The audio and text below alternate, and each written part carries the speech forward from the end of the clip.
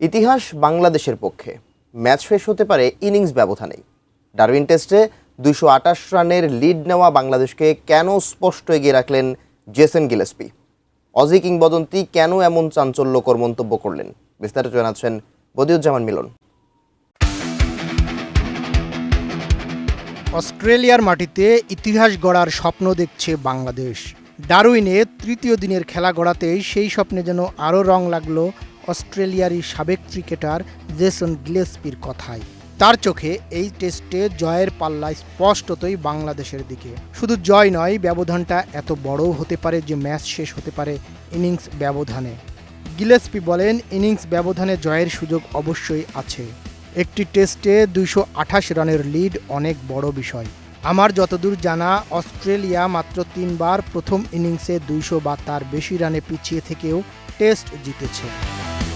আমি বুঝি নির্মাণের শিল্প, সালাম স্টিল বোঝে ডিউরেবিলিটি। সালাম স্টিল, মোস্ট ডিউরেবল স্টিল। তবে শুধু পরিসংখ্যান নয়, ডারউইনের উইকেটের চরিত্রও বাংলাদেশের বোলারদের বাড়তি সুবিধা দিতে পারে বলে মনে করেন তিনি। তাই ম্যাচের শেষ ৮০টা বাংলাদেশের মুখেই দেখতে চাইছেন গিলেস্পি। তিনি জানান, ইতিহাস বাংলাদেশের পক্ষে কথা বলছে। এখন উইকেটও বোলারদের সহায়তা করতে পারে। বাংলাদেশ আরও ভালো বোলিং করতে পারে। আমি আশা করছি বাংলাদেশই এই ম্যাচ জিতবে। সব মিলিয়ে দারুণ একটি ম্যাচ হচ্ছে। বাংলাদেশের প্রথম ইনিংসও গিলেস্পির বিশ্লেষণে আলাদা গুরুত্ব পাচ্ছে। ১৩৮ ওভার ব্যাট করে ৪২৬ রানের সংগ্রহ গড়েছে সফরকারীরা। এত দীর্ঘ সময় মাঠে থাকার কারণে অস্ট্রেলিয়ার বোলারদের ক্লান্ত হয়ে পড়ার সম্ভাবনাই স্বাভাবিক। সেখানেই বাংলাদেশের বাড়তি সুবিধা দেখছেন গিলেস্পি। তার মতে, দীর্ঘ সময় ফিল্ডিং করার পর অস্ট্রেলিয়ার বোলাররা যখন ক্লান্ত, তখন বাংলাদেশের বোলাররা পেয়েছেন পর্যাপ্ত বিশ্রাম।